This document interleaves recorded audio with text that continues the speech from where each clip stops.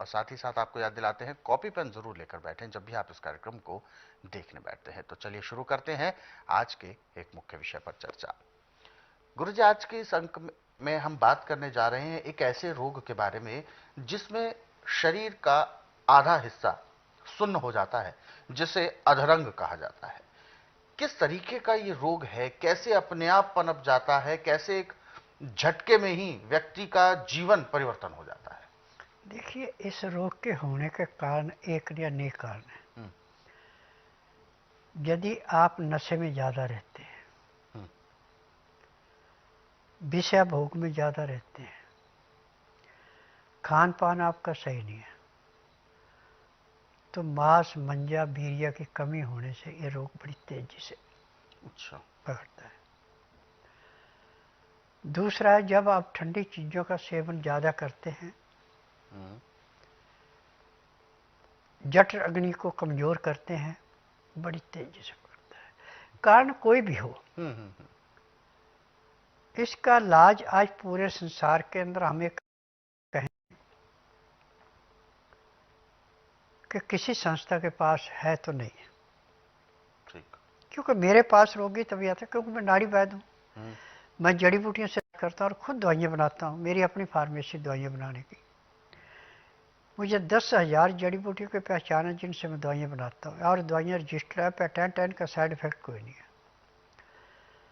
अब जिसको अटैक हो गया, हम्म। उसके लिए सौंठ,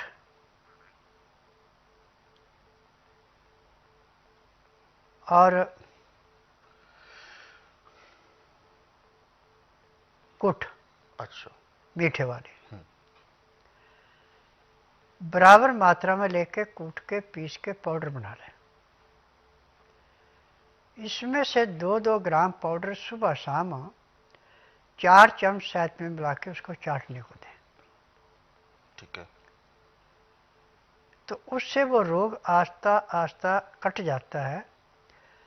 जो रोगी की जुबान ततला जाती है वो साफ हो जाती है, और जहाँ पे आपके अंग में नसें सिकुड़ खुलना शुरू हो जाती हैं।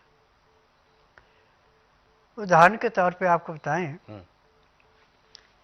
जैसे गंदी नाली में कूड़ा करकट पड़ के नाली जाम हो जाती है, पानी का भाव नहीं रहता, यही शरीर का है। अच्छा। जब वापसी नसें या जाने वाली नसों के अंदर खून को पूरी ऑक्सीजन नहीं मिलती तो जाम हो जाता है, हम्म। और जो नस जाम होगी वो सिकुड़ गई। जब आंखों खून का दौरान शून्य हो गया अंग। अब इसमें तेल भी मालिश के लिए बनाया जाता है। दवाई तो 2 ही टाइम देनी है। तेल है मालिश का, तिलों का तेल, हम्म। जैसे आपने 10 लीटर ले लिया तो 10 किलो आप लहसुन छिल करके लें। अब ये 10 किलो तेल आपने उस कढ़ाई में डालना, लोहे की या स्टील की कढ़ाई में, जिसमें 20 लीटर पानी आता हो। अब तेल को धीमी आंच पे गर्म करना है। जब तेल गर्म होकर भाप देने लगे, थोड़ा उबलने लगे, तो इसमें 100-100 ग्राम लहसुन डाल के जब बादामी रंग का हो जाए उसको निकालते जाएं, नया डालते जाएं। अब 10 लीटर का लहसुन तेल जलाने से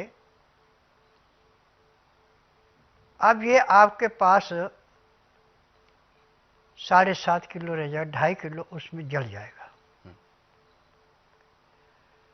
अब इस लहसुन में जो आपने ये उबाला है, किसी मिट्टी के बर्तन में या कांच के बर्तन में डालना है, और इसमें सौंठ, जीरा, अजवाइन, मेथी, बड़ी इलायची, दालचीनी, ये सारी चीज़ें मिला करके और इसको रख लेना। हम्म। इसमें कुछ नहीं मिलाना। और अब ये तेल जो आपने फिर गर्म करते रहना है, इसके अंदर आपने 10 ग्राम केसर, असली केसर डालना, नकली नहीं डालना। असली केसर की पहचान है कि यदि आपने थोड़ी सी तुल्ली मुंह में डाल ली तो मुंह तो आपका एकदम लाल पीला हो जाएगा। उसके बाद जो आपको पेशाब आएगा वो खून जैसा पेशाब आएगा, जो असली केसर। डुप्लीकेट केसर है वो आपको कोई लाभ नहीं देगा। फिर आपने सौंठ, लौंग, जायफल, जवित्री, दालचीनी,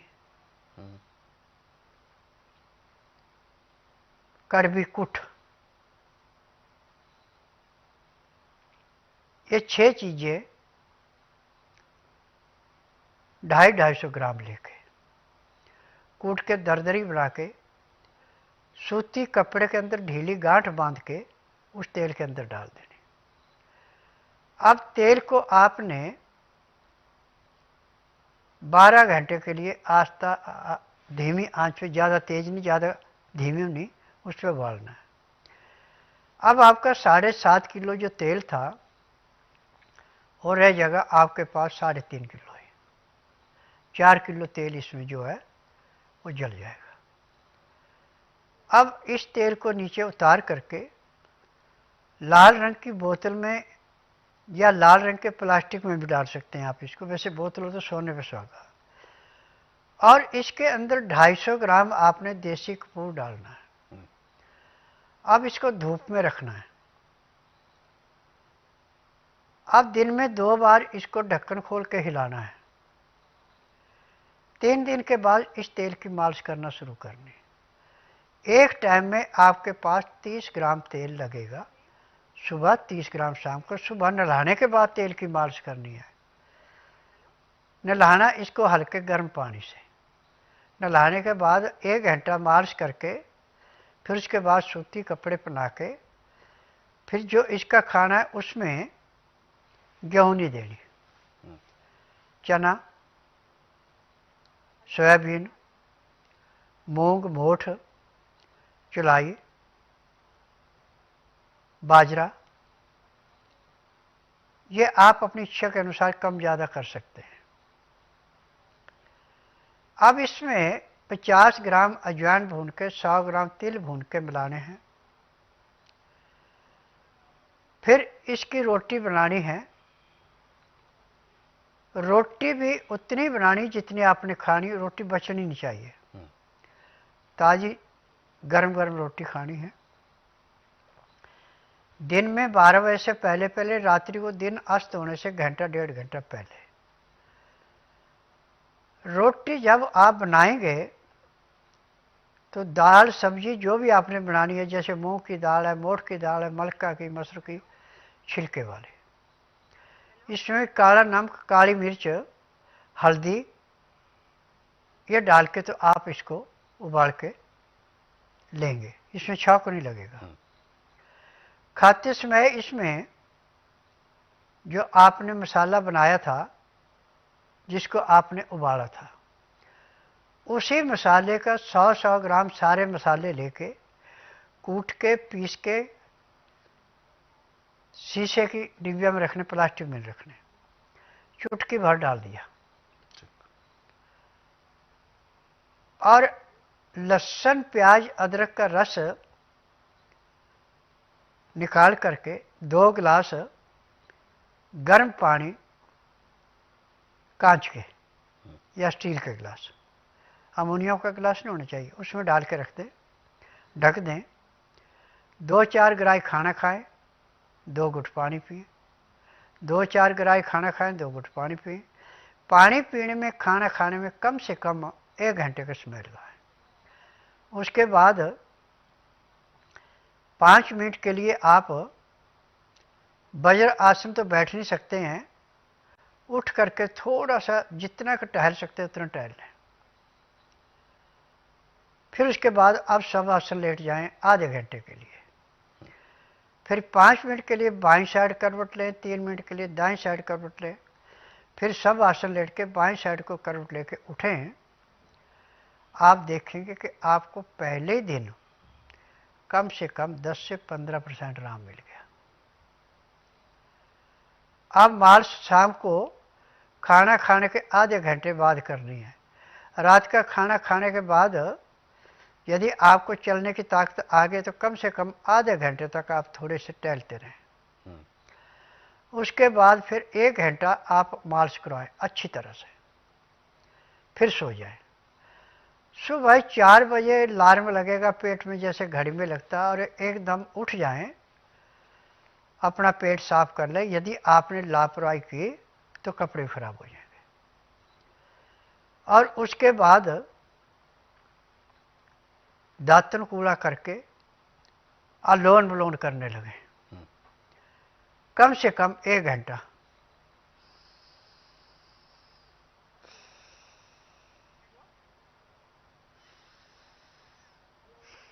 जब ऐसे करेंगे तो फेफड़ों में ऑक्सीजन अच्छी जाएगी, और जो आपके शरीर में नया खून बना उसको ऑक्सीजन पूरी मिलेगी। दिल साफ करेगी तो आपकी नसें दिन दुगने रातें चौगुनी खुलेगी। फिर आप 8 या 9 बजे जिस पानी का टेम्परेचर 15 से 18 डिग्री है उससे स्नान करें। और जब आपने स्नान करना है उस पानी के अंदर आपने सिंधा नमक डालना है, और उसे अच्छी तरह पूरे शरीर की सिकाई करनी, जैसे सिकाई करते हैं ऐसे मालिश करके। फिर उसके बाद थोड़े से साफ पानी से गर्म से स्नान करके फिर आप तेल की मालिश करेंगे पूरा 1 घंटा। गर्मी का मौसम है तो कमरे के अंदर खिड़की दरवाजे खोल के, जाली वाले तो रखें, पर्दा लगा के मालिश करनी है। सर्दी का मौसम है तो बेशक आपके खिड़की दरवाजे बंद रहे, एग्जॉस्ट फैन कमरे में चलता रहे। तो आपका अधरंग 1 महीने में बिल्कुल समाप्त होगा। जैसे अधरंग होने से पहले आप स्वस्थ थे ऐसे स्वस्थ हो जाए।